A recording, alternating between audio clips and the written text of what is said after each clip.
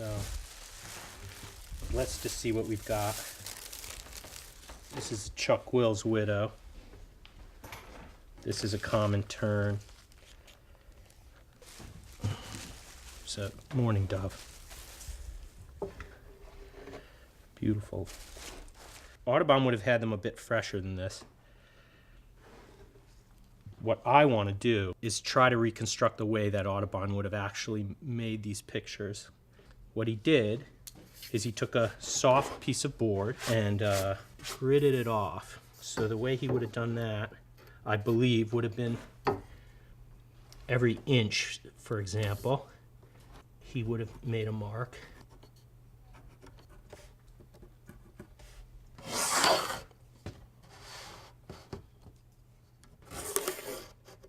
He had an assistant named Mason that might have done that.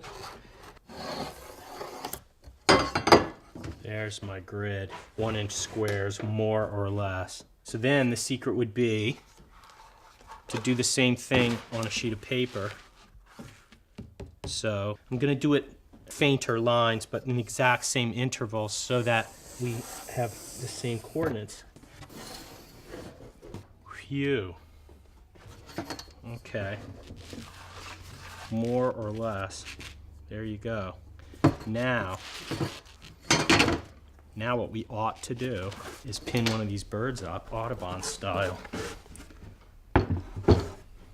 So what you want to do now is pose your bird on this grid in as lifelike a way as possible. And he used sharpened wires, needles, pins, things like that. Just and pin the bird in place like you'd pin a butterfly in a pose that he felt was lifelike. So these are the 3 big birds that we could use today. Audubon went out shooting all the time, and he sometimes came home with 100 birds. He always had a selection the way we have today. This selection is from, we got these birds from a rescue center, and these are birds that didn't make it. We've got a common tern, very enormous migrations, and they dive and catch fish. A mourning dove, which is common dove. And Chuck Will's widow. This is actually kind of an unusual bird that nobody ever sees. It's a nocturnal bird that catches insects on the wing. And I think that the most beautiful, this Chuck Will's widow, very unusual bird, and I think we're going to try to work with that bird today. He used to like to have them with their wings spread out like that, and then he would sort of tilt their head in a lifelike way and make it look as if they were soaring through space. And he used pins and sharpened wires and things like that to pin the bird down there. Just a little bracket to hold its body in place. Then he talks about having sharpened the wires so that they would hold the bird. Sometimes he would just take a sharpened piece of wire and pierce right through the body of the bird. He loved to sort of tilt the head like this when the thing was in flight. That's a sort of characteristic Audubon thing to do. Let's get a real flight. This explains some of the kind of strange positions you'll find Audubon's birds in. It created a look that is uniquely Audubon's, actually. They're so accurate because of this grid system.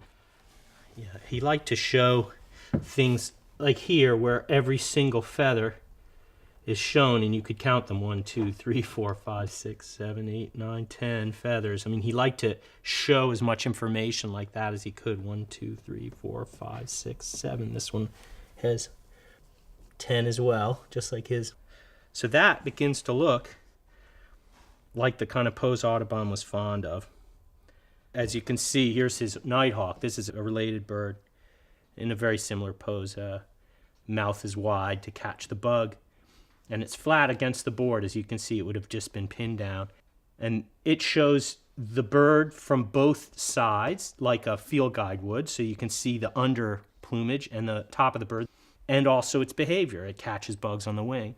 So you have a lot of information in a single plate, which was his way of working. So here we are. Well, what I want to do is actually put it on the easel and start to draw it, you know? So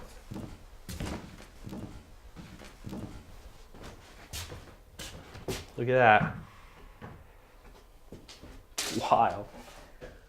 That's amazing. That looks exactly like an Audubon picture already, and I haven't even started drawing it yet. I've looked at his work my whole life, and I've never been able to figure out exactly why it looked the way it did, and that's it.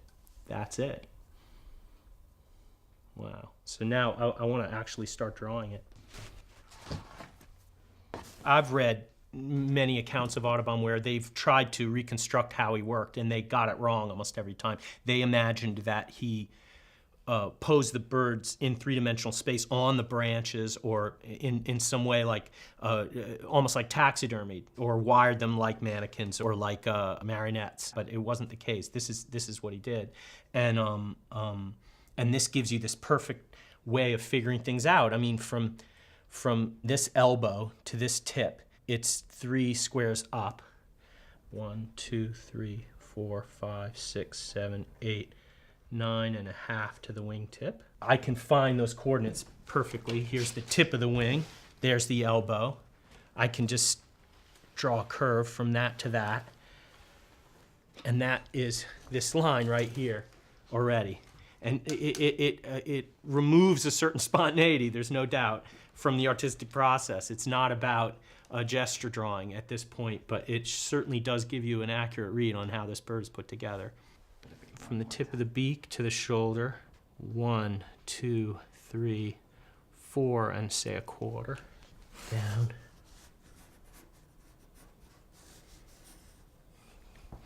Yeah, right.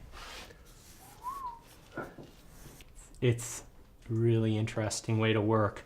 And this is where the calipers would come in, because where he's on it, this shoulder, all your grid system is closed up by the bird. So he would have used something like this.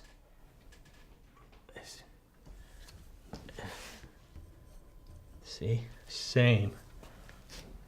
That's gonna give me the wing. Wow. So what you end up with is a perfectly accurate drawing of this bird. 5, 6, 7, 8. 13 squares from beak tip. 1, 2, 3, 4, 5, 6, 7, 8, 9, 10, 11, 12, 13. 5, 6. 1, 2,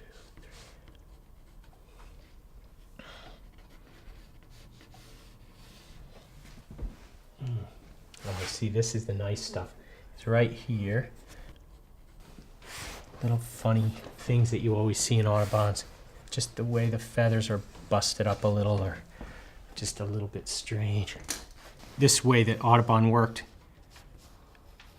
it's an incredible way to get accuracy, but it makes you feel tense to do it. It's completely constricting. It's actually making my muscles feel tense, because you don't have any room for interpretation. You're working within these squares. You're completely kind of locked into the form, and you want accuracy more than anything, and so there's nothing left for expression. I would hate to work this way every day. I feel like it'd give you a heart attack, but somehow this is what he came up with, and it worked for his purposes.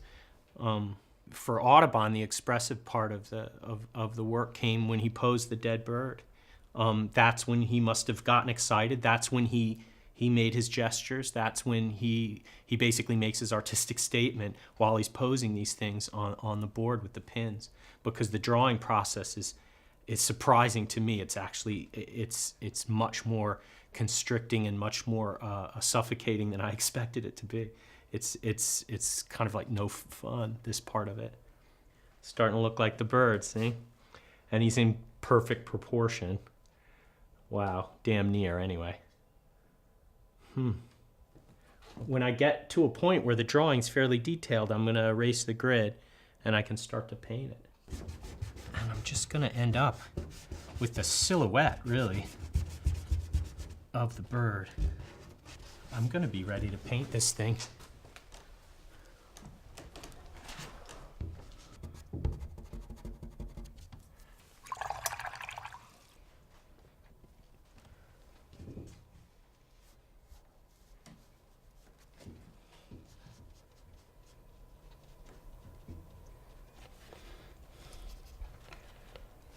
You just block the color in first, and you'd have to build up layer after layer.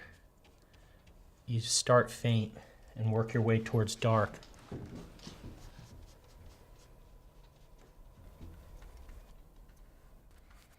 What I have to help my watercolor dry quicker is a blow dryer, which is something Audubon wouldn't have had. Audubon might have had a different brand of blow dryer than this, I don't know. Maybe not.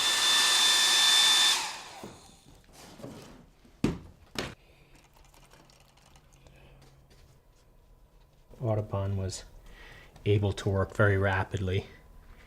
He was pretty much a workaholic.